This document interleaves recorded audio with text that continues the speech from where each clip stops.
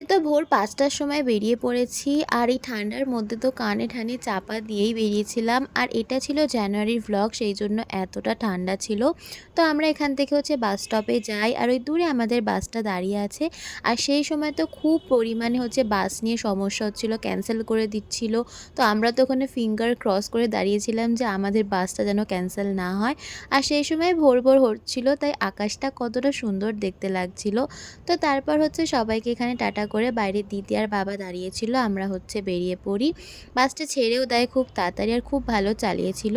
তো রাস্তায় যেতে যেতে এই জায়গাটাতে তো মায়ের মন্দিরটা দেখা যায়, এটা দেখতে তো আমার খুবই ভালো লাগে। তো প্রত্যেকবার মামাবাড়ি যাওয়ার সময় তো আমি এই জায়গাটা দেখার জন্য অপেক্ষা করি। তো তারপরে স্টপেজ দেয় শক্তিগড়ে, সেখান থেকে আমি এই ডিম টোস্টটা কিনি, বাট এটা কেনার পরই হয় ব্লান্ডার। আর মা নিয়েছিল ঝালমুড়ি। তো এটার উপরে তোমরা দেখলে যে সসটা ছিল, ওটা খেয়ে আমার এতটা পরিমাণ গা গোলায় যে আমি পুরো বমি করে দিই। তারপর আর কোনো ভিডিও ক্লিপ নেওয়া হয়নি। তো তারপরে এখান থেকে অটোয় উঠে আমি বাড়ি চলে যাচ্ছিলাম, আর খুবই টায়ার্ড লাগছিলো। পৌঁছে আমি তো একটু রেস্ট নিয়ে নিই।